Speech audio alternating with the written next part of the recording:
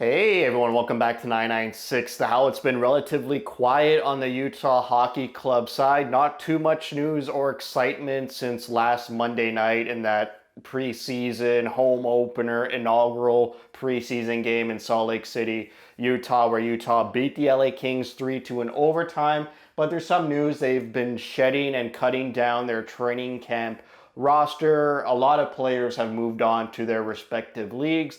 Only one actual cut is what I found is Krankovic, who won't be part of the organization moving forward. But a lot of guys being sent down to the Roadrunners, including Sokolov, who was involved in that Yen Unique trade with Ottawa. He cleared waivers over the weekend. And then the big hitters in Matika, Lutz, Nord, Duda, and Stauber were sent down to the Roadrunners. Two names that I purposely didn't mention, Thornton and Allard.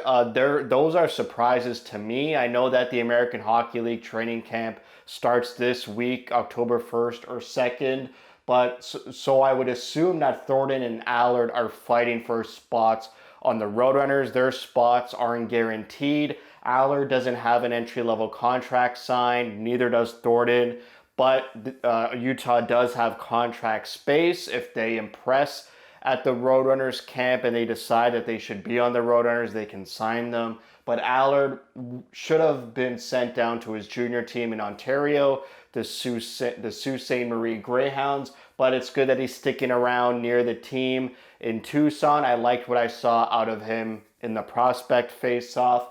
And Thornton as well.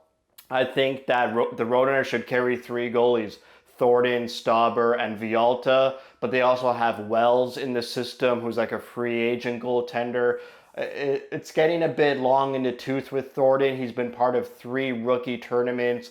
He needs to start playing games in the American Hockey League consistently. I wouldn't like him being in the East Coast Hockey League, but as I've said previous times, all signs point to Thornton playing in the East Coast Hockey League. And then some depth American Hockey League veterans: McGregor, Poganski, Drew, Gavin Moore, Russo, and D. Liberator. They'll be sent down to Roadrunners and fulfill their spots as depth players on the Roadrunners. And then being sent down to juniors are Gabe Smith, Lavoie, Vassinen. Vassinen goes to the Western Hockey League. Smith and Lavoie go to the Quebec League. Baudouin is a surprise. I would have liked him to stay in camp a little bit longer. I thought he impressed me. I watched, 2 periods of that St. Louis game, the full game of the game against LA. I didn't catch the Vegas game Friday night, but Baudouin I thought would have stayed with the group a little bit more. The coaching staff had great things to say about Baudouin, so it's a bit unfortunate that he has an early exit to the OHL, the Ontario Hockey League. And then Kipke, Goldsmith, and Newman go back to the Western Hockey League. So some notable players that are still in camp.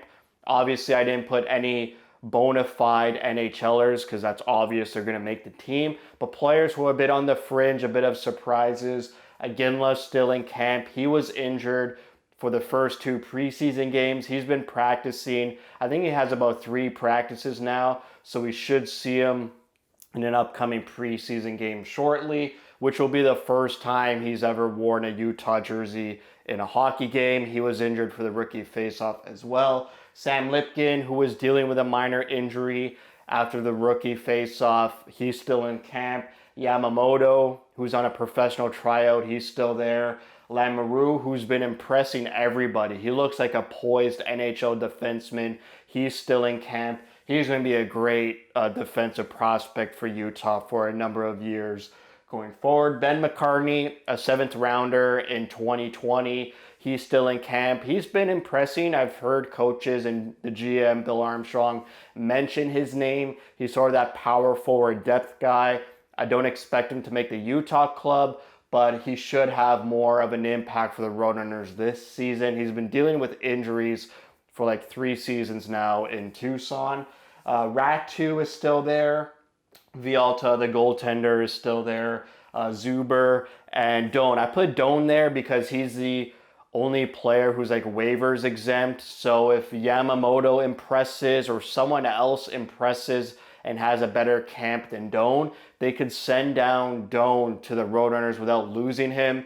And he's the only one with that luxury. Guys like Carcone, O'Brien, even though I think Doan is better than those players, if they want to send down Carcone and O'Brien, which I don't think they are, I'm just as an example, they would have to go through waivers, and I'm pretty sure someone would pick up a 20 goal scorer in Carcone and a fighter and challenger and hype man in O'Brien. So if they do have to make some tough roster decisions, Doan would be the one that they could send down without losing. But I do think Doan will make the opening roster. And other injuries, John Marino hasn't been at camp at all. He's listed as week to week, along with Nick Bukestad, who sounds to be a bit closer than Marino, but he still hasn't practiced or played in any preseason games, I believe. And Nick Schmaltz, he's missed a couple practices, but nothing too serious as the sounds of it.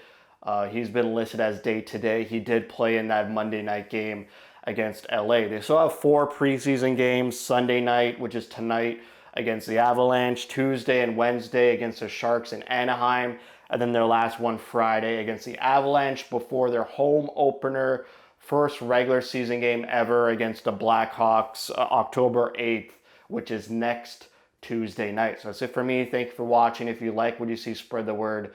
And as always, thank you for your support.